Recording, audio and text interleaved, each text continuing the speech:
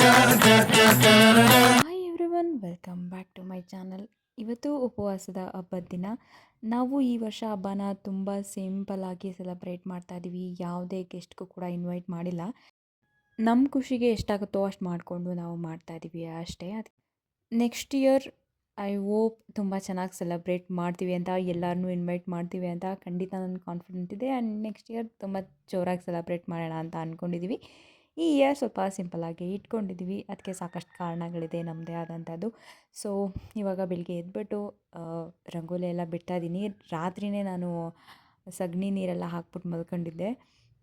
ಯಾಕಂದರೆ ನಾನು ಓದ್ಲೋಗನೇ ಹೇಳಿದ್ದೀನಿ, ಈ ಬೆಳಗ್ಗೆ ಹಾಕಿದ್ರೆ ಏನಾಗ್ಬಿಡುತ್ತೆ, ಅದನ್ನೇ ತುಂಬ್ಕೊಂಡು ಮನೆಯೊಳಗೆ ಬಂದುಬಿಡ್ತಾರೆ. ಆವಾಗ ಮನೆಯೆಲ್ಲ ಫುಲ್ ಗಲೀಜಾಗ್ಬಿಡುತ್ತೆ ಅಂತ. ರಾತ್ರಿ ಹಾಕಿದ್ರೆ ಫುಲ್ ನೀರೆಲ್ಲ ಹೀರ್ಕೊಂಡಿರುತ್ತಲ್ಲ, ಸರಿಯಾಗಿ ಸೆಟ್ ಆಗಿರುತ್ತೆ ಅದು. ಸೊ ಒಂದು ಸ್ವಲ್ಪ ನೀರು ಹಾಕ್ಬಿಟ್ಟು ರಂಗೋಲಿ ಹಾಕಿದ್ರೆ ತುಂಬ ಚೆನ್ನಾಗಿ ಬರುತ್ತೆ. ಹಂಗಾಗಿ ಆಲ್ಮೋಸ್ಟು ಎಲ್ಲ ಕೆಲಸಗಳನ್ನೂ ನಾನು ನೆನ್ನೆನೇ ಮುಗಿಸ್ಕೊಂಡಿದ್ದೆ. ಆದ್ರೂ ಇವತ್ತು ಲೇಟ್ ಆಯಿತು. ನೆನ್ನೆ ಮಲಗಿದ್ದು ಲೇಟು, ಇವತ್ತು ಎದ್ದಿದ್ದು ಲೇಟು. ಹಿಂಗಾಗಿ ಸ್ವಲ್ಪ ಲೇಟೇ ಆಗೋಯಿತು. ಇವತ್ತಿಗೆ ಏನು ಉಳಿಸ್ಕೊಂಡಿದ್ದೆ ಆ ಕೆಲಸಗಳು ಮಾಡೋಷ್ಟರಲ್ಲಿ ನಾನು ಅಂದ್ಕೊಂಡಿದ್ದಕ್ಕಿಂತ ಟೈಮೇ ಆಗೋಯಿತು.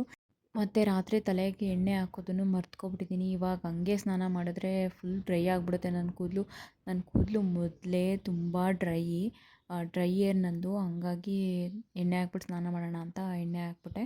ಇನ್ನು ಮಿಕ್ಕಿದ ಕೆಲಸ ಎಲ್ಲ ಮುಗಿಸ್ಕೊಂಡು ನನ್ನ ಬಟ್ಟೆ ಎಲ್ಲ ಎತ್ತಿಟ್ಕೊಂಡು ಆಮೇಲೆ ಸ್ನಾನಕ್ಕೆ ಹೋಗೋಣ, ಅಷ್ಟರಲ್ಲಿ ಟೈಮ್ ಆಗುತ್ತೆ ಅಂತ ಆಲ್ಮೋಸ್ಟ್ ಎಲ್ಲ ಮುಗೀತು.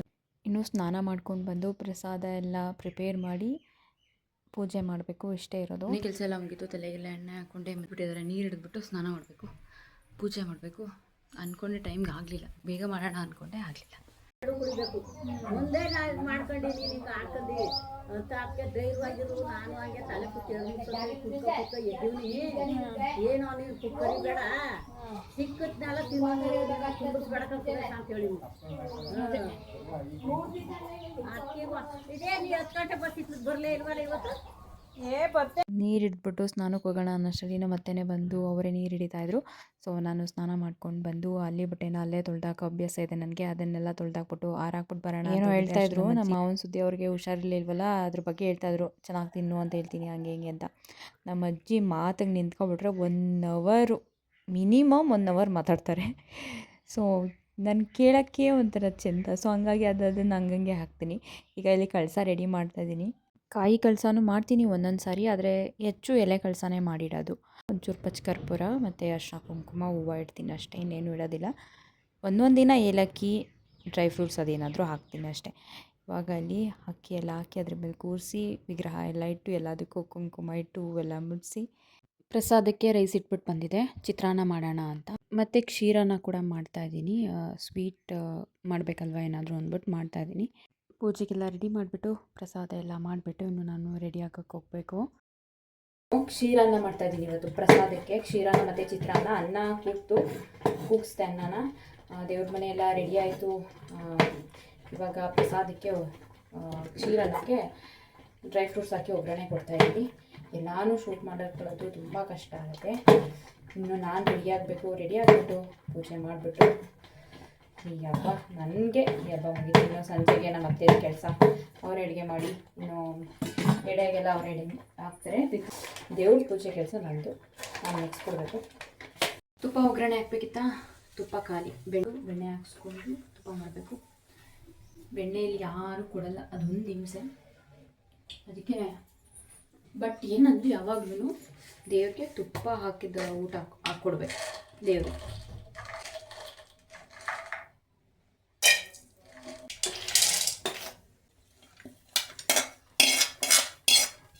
ನಮ್ಮ ಪ್ರಸಾದ ರೆಡಿ ಆಯಿತು.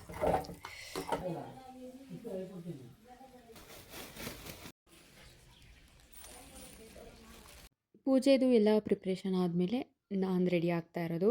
ನಾರ್ಮಲ್ ಡೇಸಲ್ಲೆಲ್ಲ ನೈಟಿ ಹಾಕ್ಕೊಂಡು ಪೂಜೆ ಮಾಡ್ತೀನಿ, ಏನು ತೊಂದರೆ ಇಲ್ಲ. ಬಟ್ ಹಬ್ಬದ ದಿನ ಅಂತೂ ಹೊಸ ಸೀರೆ ಅಥವಾ ಹೊಸ ಬಟ್ಟೆ ಏನಾದರೂ ಹಾಕ್ಕೊಂಡೆ ನಾನು ಪೂಜೆ ಮಾಡೋದು. ಇದೊಂದೇ ನನ್ನ ಹತ್ರ ಹೊಸ ಸ್ಯಾರಿ ಇದ್ದದ್ದು ಸದ್ಯಕ್ಕೆ. ಇನ್ನು ಬೇರೆದೆಲ್ಲ ವರಮಹಾಲಕ್ಷ್ಮಿ ಹಬ್ಬಕ್ಕೆ ಬೇರೆ ಹಬ್ಬಕ್ಕೆ ಎತ್ತಿಟ್ಬಿಟ್ಟಿದ್ದೀನಿ. ಸೊ ಹಂಗಾಗಿ ಇದನ್ನೇ ಹಾಕ್ಕೊಂಡು ಇವಾಗ ಪೂಜೆ ಮಾಡ್ತಾಯಿದ್ದೀನಿ ರೆಡಿ ಆಗಿಬಿಟ್ಟು.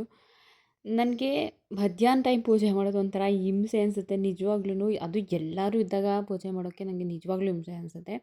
ಯಾಕಂದರೆ ನನಗೆ ಸಪ್ರೇಟಾಗಿ ಯಾರೂ ಇಲ್ಲದೇ ಕಾಮಾಗಿ ಇರಬೇಕು ನನಗೆ ಪರಿಸರ ಪೂಜೆ ಮಾಡೋಕ್ಕೆ, ನನ್ನ ಮಂತ್ರ ಪಠನೆ ಮಾಡೋಕ್ಕೆ, ನನಗೆ ಒಂಥರ ವಾತಾವರಣ ಚೆನ್ನಾಗಿರ್ಬೇಕು ನನಗೆ. ಸೊ ಇದೊಂದು ಕಷ್ಟ. ಬಟ್ ಒಂದು ಸ್ವಲ್ಪ ತರಾತುರಿಲೇ ಒಂದಷ್ಟು ಕೆಲವು ಮಂತ್ರಗಳು ಪಠಿಸ್ಬಿಟ್ಟು ಬೇಗ ಮುಗಿಸ್ಬಿಟ್ಟೆ ಇವತ್ತು. ಸೊ ಅಂದ್ಕೊಂಡೆ ಬೆಳಗ್ಗೆ ಮಾಡಿದರೆ ಸರಿ ಅಂತ. ಯಾಕೆ ಬೆಳಗ್ಗೆ ಪೂಜೆನ ಪ್ರಿಫರ್ ಮಾಡ್ತಾರೆ ಅಂತ ಹೇಳಿದರೆ ಇದಕ್ಕೋಸ್ಕರನೇ. ಪೀಸ್ಫುಲ್ ಆಗಿರುತ್ತೆ, ನಿಮ್ಮ ಮೈಂಡು ಕಾಮಾಗಿರುತ್ತೆ ನೀವು ಮಂತ್ರ ಪಠಿಸೋಕ್ಕೆ, ಅಥವಾ ನೀವು ದೇವ್ರ ಹತ್ರ ಒಂದು ಸ್ಪಿರಿಚುವಲ್ ಕನೆಕ್ಷನ್ ಇಟ್ಕೊಳ್ಳೋಕ್ಕೆ ಅದು ಎಲ್ಪ್ ಮಾಡುತ್ತೆ. ಹಾಗಾಗಿ ಬೆಳಗ್ಗೆ ಪೂಜೆ ಇಟ್ಸ್ ಅ ಗುಡ್. ಸೊ ಅದು ಅಂದ್ಕೊಂಡೆ, ಅಯ್ಯೋ ಬೆಳಗ್ಗೆನೇ ಮಾಡಿಬಿಡ್ಬೇಕಿತ್ತು ಅಂತ. ಮತ್ತು ನಾನು ಪೂಜೆ ಕೂತಾಗ ಯಾರಾದರೂ ಒಬ್ಬರು ಬಂದು ಹೋಗೋದು ಮಾಡ್ತಾನೆ ಇರ್ತಾರೆ. ಇದು ತುಂಬ ಡಿಸ್ಟ್ರಾಕ್ಷನು, ಹಿಂಗೆಲ್ಲ ಆಗಬಾರ್ದು ಪೂಜೆ ಕೂತಾಗ. ಸೊ ಹಂಗೋ ಮುಗಿಸ್ಬಿಟ್ಟು ಬಂದು ಒಂದಷ್ಟು ಫೋಟೋಗಳು ತೊಗೊಂಡ್ವಿ. ಪೂಜೆ ಆಯಿತು, ಎಲ್ಲ ಆಯಿತು. ಇಷ್ಟಕ್ಕೆ ಒಂದು ವಾರದಿಂದ ಕಷ್ಟಪಟ್ಟೆ ನಾನು. ಇವಾಗ ಫೋಟೋ ತೆಗೆಸ್ಕೊಂಡು ಹೋಗ್ತಾಯಿದ್ದೀವಿ. ನಮ್ಮ ಹಬ್ಬ ಮುಗೀತು. ನಾವು ನಂದು ಮುಗೀತು. ನಾವು ಶ್ವೇತಕ್ಕಂದು ಏನು ಪಾಯಸನಾ? ಏನು ಪಾಯಸ? ಹೆಸರು ಬೇಳೆ ಪಾಯಸನ? ಅಕ್ಕಿ ಪಾಯಸ ಮಾಡ್ತಿದ್ಯಾ? ಚೆನ್ನಾಗಿದೆ. ಸ್ವಲ್ಪ ಏಲಕ್ಕಿ ಪ್ರಸಾದಕ್ಕೆ ಮಾಡಿದೆ. ದೇವ್ರಿಗೆ ಮಾಡ್ತೀನಲ್ಲ ನಾನು. ಮಾಡಿದೆ ಇದು ಕ್ಷೀರಾನ ಅಂತ ಮಾಡಿದೆ. ಕ್ಷೀರಾನ ಆಮೇಲೆ ಚಿತ್ರಾನ್ನ ಎರಡನ್ನೂ ಮಾಡಿದ್ದೀನಿ, ತಿಂದಿಲ್ಲ ಇನ್ನೂ. ಈಗ ಆಯಿತು, ಪೂಜೆನೂ ಆಯಿತು, ಎಲ್ಲ ಆಯಿತು. ನಮ್ಮ ಶ್ವೇತಕ್ಕ ಪಾಪ ಚಕ್ಲಿನ ಬಿಟ್ಟು ಏನೂ ಮಾಡೋಕ್ಕಾಗಲಿಲ್ಲ. ಅವಳು ನಮ್ಮ ಮಾವಂಗೆ ಹುಷಾರಿಲ್ಲದೆ ಈ ಕಡೆ ಬರೋಕ್ಕಾಗದೆ ಏನೂ ಮಾಡಿಲ್ಲ. ಕಜ್ಜಾಯ ಬಂದು ನಮ್ಮ ಅಜ್ಜಿ ಹಂಗೋ ಹಿಂಗೋ ಮಾಡ್ಕೋತು. ಇವಾಗೆಲ್ಲ ಪ್ರಿಪ್ರೇಷನ್ ಅವಳು ಮಾಡ್ಕೊತಾ ಇದ್ಲು. ಸೊ ಹಂಗೇನೇನಾದ್ರು ಪ್ರಾಬ್ಲಮ್ಸ್ ಬಂದುಬಿಟ್ರೆ ಸ್ವಲ್ಪ ಕಷ್ಟನೇ ಆಗಿಬಿಡುತ್ತೆ. ಹಬ್ಬದ ಟೈಮಲ್ಲೆಲ್ಲ ಹಂಗೆ ಆಗಲೇಬಾರ್ದು. ಆದರೆ ಏನಾದರೂ ಒಂದು ಮಿಸ್ ಆಗುತ್ತೆ. ಸೊ ಅವಳ ಹತ್ರ ಸ್ವಲ್ಪ ಮಾತಾಡ್ಕೊಂಡು ಬಂದೆ. ನಮ್ಮ ಅಜ್ಜಿ ಮನೆ, ನಮ್ಮ ದೊಡ್ಡಮ್ಮನ ಮನೆ, ನಮ್ಮ ಅತ್ತೆ ಮನೆ ಎಲ್ಲ ಹತ್ರನೇ ಇರೋದ್ರಿಂದ ಒಂದೊಂದು ರೌಂಡ್ ಹಾಕೊಂಡು ಬರ್ತೀನಿ ಎಲ್ಲ ಕೆಲಸ ಮುಗಿದ್ಮೇಲೆ. ಆಲ್ಮೋಸ್ಟು ಸಂಜೆವರೆಗೂ ನಾನು ಆರಾಮಾಗಿ ಫ್ರೀಯಾಗೇ ಇದ್ದೆ. ಎಲ್ಲ ನಮ್ಮ ಅತ್ತೆನೇ ಮಾಡ್ಕೊತಾಯಿದ್ರು, ನಾನು ಆರಾಮಾಗಿ ಓಡಾಡ್ಕೊಂಡೇ ಇದ್ದೆ. ಇವಾಗ ಎಡೆ ಹಾಕ್ತಾಯಿದ್ದೀವಿ. ಈ ಥರ ದೇವ್ರೆಡೆ ಪಕ್ಕದಲ್ಲಿ ಹಾಕ್ತಾರೆ. ನಮ್ಮಲ್ಲಿ ಮಾತ್ರ ದೇವ್ರೆಡೆ ಹಾಕಲ್ಲ. ಸತ್ಕೆಟ್ಟವ್ರಿಗೆ ಬೇರೆ ದಿನ ಹಾಕ್ತಾರೆ, ದೇವರಿಗೆ ಬೇರೆ ದಿನ. ದೇವರಿಗೆ ಫಸ್ಟ್ ಹಾಕ್ತಾರೆ. ಏಕಾದಶಿ ದಿನ ದೇವರಿಗೆ ಪೂಜೆ ಮಾಡ್ತಾರೆ, ದ್ವಾದಶಿ ದಿನ ಸತ್ಕೆಟ್ಟವ್ರಿಗೆ ಹಾಕ್ತಾರೆ. ಇಲ್ಲ ಹಂಗಲ್ಲ, ಇವತ್ತೇ ಎಲ್ಲ ಮಾಡ್ತಾರೆ. ಅದರಲ್ಲೂ ದೇವ್ರ ಜೊತೆನೇ ಎಡೆ ಹಾಕ್ತಾರೆ. ಯಾಕಂದರೆ ಈ ಮನೆತನದವರು ದಾಸ್ಗಳ ಮನೆತನದವರು ಇವರು. ಅಂದರೆ ದಾಸ್ಗಳು, ಈ ದಾಸಪ್ಪ ಅಂತಾರಲ್ಲ ಆ ಥರ ಮನೆಯವ್ರದ್ದು. ಇವರೆಲ್ಲ ಹುಟ್ಟದಾಸರು. ಇವ್ರಿಗೆ ಯಾವುದೇ ಮುದ್ರೆ ಹಾಕೋದಿಲ್ಲ. ನಮ್ಮೂರ ಕಡೆ ಎಲ್ಲ ಹೆಂಗೆ ಅಂದರೆ ದಾಸನ ಬಿಡಿಸೋದು ಅಂದರೆ ಮುದ್ರೆ ಹಾಕಿ ಅದನ್ನು ಗ್ರ್ಯಾಂಡಾಗಿ ಸೆಲೆಬ್ರೇಟ್ ಮಾಡ್ತಾರೆ. ಇವ್ರು ಹಂಗಲ್ಲ, ಹುಟ್ತಾನೆ ಇವರೆಲ್ಲ ದಾಸಗಳೇ. ಹುಟ್ಟಿದ ಮಕ್ಕಳೆಲ್ಲ ದಾಸಪ್ಪನೇ ಇವರು, ಆ ಥರ. ಹಂಗಾಗಿ ಇವ್ರ ಮನೆತನದಲ್ಲಿ ಸತ್ಕೆಟ್ಟವ್ರಿಗೆ ದೇವ್ರ ಪಂಕ್ತಿಲೇ ಹಾಕ್ತಾರೆ, ಸಪ್ರೇಟಾಗಿ ಹಾಕಲ್ಲ ಇವರು. ಇದಿಷ್ಟೇ ನನಗೆ ಗೊತ್ತಾಗಿದ್ದು ಇನ್ಫಾರ್ಮೇಷನ್. ನನಗೆ ಬೇರೆ ಕಡೆ ಹೆಂಗೆ ಅಂತ ಗೊತ್ತಿಲ್ಲ. ಅಕಸ್ಮಾತ್ ಯಾರಾದರೂ ನೋಡಿದ್ರೆ ಆ ಥರದವರು ಕಮೆಂಟ್ ಮಾಡಿ, ಹೌದಾ ನಿಮ್ಮ ಕಡೆನೂ ಹೀಗೇನಾ ಅಂತ. ನನಗೂ ಗೊತ್ತಾಗುತ್ತೆ, ಯಾಕಂದರೆ ನಮ್ಮ ಕಡೆ ಈ ಥರ ಇಲ್ಲ. ಹಾಗೆ ಬೇರೆ ಕಡೆ ಎಲ್ಲ ಕಳಸ ಎಲ್ಲ ಇಟ್ಬಿಟ್ಟು ಮತ್ತು ಹೊಸ ಬಟ್ಟೆಗಳು ತಂದು ಅವ್ರಿಗೆ ಇಷ್ಟ ಆಗುವಂಥ ವಸ್ತುಗಳೆಲ್ಲ ಇಟ್ಟು ಪೂಜೆ ಮಾಡ್ತಾರೆ. ಆದರೆ ಇಲ್ಲೆಲ್ಲ ಹಂಗೆ ಮಾಡಲ್ಲ. ನಮ್ಮ ಮನೇಲೂ ಅಷ್ಟೇ, ನಮ್ಮ ತಾಯಿ ಮನೇಲಿ ಅವರು ಕೂಡ ಸಿಂಪಲ್ ಹಿಂಗೇ ಊಟ ಬಡಿಸ್ಬಿಟ್ಟು ಮಾಡ್ತಾರೆ ಅಷ್ಟೇ. ಇವರು ಅಷ್ಟೇ. ಬೇರೆ ಕಡೆ ಎಲ್ಲ ನೋಡಿದ್ದೀನಿ ನಾನು, ಸೀರೆ ಎಲ್ಲ ಇಟ್ಟು ಮಾಡ್ತಾರೆ. ನಮ್ಮ ಅತ್ತೆ ಮನೆ ಕಡೆ ಮಾಡ್ತಾರೆ ಬೆಂಗಳೂರಲ್ಲಿ, ನಾನು ನೋಡಿದ್ದೆ.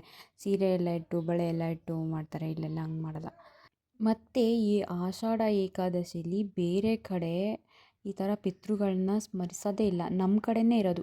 ಮಂಡ್ಯ, ಶ್ರೀರಂಗಪಟ್ಟಣ, ಮೈಸೂರು ಸೈಡು ಒಂದು ಸ್ವಲ್ಪ ಭಾಗದಲ್ಲಿ ಮಾತ್ರ ಈ ಥರ ಆಷಾಢ ಏಕಾದಶಿಯಲ್ಲಿ ಪಿತೃಗಳನ್ನ ಸ್ಮರಿಸೋ ಅಂಥ ಕೆಲಸ ಮಾಡ್ತಾರೆ. ಬಟ್ ಬೇರೆ ಕಡೆ ಈ ಥರ ಸಂಪ್ರದಾಯ ಇಲ್ಲ. ಉಪವಾಸದ ಹಬ್ಬ ಅಂತ ಇರೋದೇ ನಮ್ಮ ಸೈಡು, ಬೇರೆ ಕಡೆ ಇಲ್ಲ ನನಗೆ ಗೊತ್ತಿರೋ ಪ್ರಕಾರ. ಅಕಸ್ಮಾತ್ ಇದ್ದರೆ ದಯವಿಟ್ಟು ಅದನ್ನು ಕಮೆಂಟ್ ಮಾಡಿ, ನನಗೂ ಗೊತ್ತಾಗುತ್ತೆ ಯಾರ್ಯಾರಾದರೂ ಸೆಲೆಬ್ರೇಟ್ ಮಾಡ್ತಾರೆ, ಅಕಸ್ಮಾತ್ ಯಾರಾದರೂ ನೋಡಿದ್ರೆ. ಮತ್ತು ಇದನ್ನು ದೇವಶಯನಿ ಏಕಾದಶಿ ಅಂತ ಕರೀತಾರೆ. ಅಂದರೆ ವಿಷ್ಣು ಯೋಗ ನಿದ್ರೆಗೆ ಹೋಗುವಂಥ ಸಮಯ. ಇವತ್ತಿಂದ ಅವರು ನಿದ್ದೆ ಮಾಡೋಕ್ಕೆ ಶುರು ಮಾಡ್ತಾರೆ. ಎಲ್ಲಿವರೆಗೆ ಅಂದರೆ ಕಾರ್ತಿಕ ಮಾಸದ ಏಕಾದಶಿ ಬರೋವರೆಗೂ ಅವರು ನಿದ್ದೆ ಮಾಡ್ತಾರೆ ಅಂತ ನಂಬಿಕೆ. ಈ ದಿನಗಳಲ್ಲಿ ಜಪ ತಪ, ಪೂಜೆ, ಧ್ಯಾನ, ದಾನ ಎಲ್ಲ ಮಾಡಿದ್ರೆ ಒಳ್ಳೆಯದಂತೆ. ಅಂತಹ ಈ ಸಮಯದಲ್ಲೇ ನಾವು ಪಿತೃಗಳನ್ನ ಸ್ಮರಿಸೋದಕ್ಕೆ ಏನಾದರೂ ಒಂದು ಕಾರಣ ಇದ್ದೇ ಇರುತ್ತೆ. ಅದು ಸದ್ಯಕ್ಕೆ ನಮಗೆ ಗೊತ್ತಿಲ್ಲ. ಸೊ ಯಾರು ಹೇಳೋರು ಇಲ್ಲ, ಯಾಕಂದರೆ ಯಾರಿಗೂ ಗೊತ್ತಿಲ್ಲ, ಅಷ್ಟು ನಾಲೆಡ್ಜ್ ಇಲ್ಲ. ಆದರೆ ಹಿಂದೇನವರು ಪಾಲಿಸ್ಕೊಂಡು ಬಂದಿರುವಂಥ ಒಂದು ಸಂಪ್ರದಾಯನ ನಾವು ಪಾಲಿಸ್ತಾ ಇದ್ದೀವಿ. ಸೊ ನಮ್ಮದು ಮುಗೀತು ಒಂದು 9-9:30ಗೆಲ್ಲ ಪೂಜೆ. ಇದಾಗಿದ್ದು ನಮ್ಮ ಉಪವಾಸದ ಹಬ್ಬ. ಮಾಡ್ತೀನಿ, ಮತ್ತೊಂದು ವಿಡಿಯೋದಲ್ಲಿ ಸಿಗ್ತೀನಿ ಅಂತ ಹೇಳ್ತಾ ಥ್ಯಾಂಕ್ಸ್ ಫಾರ್ ವಾಚಿಂಗ್.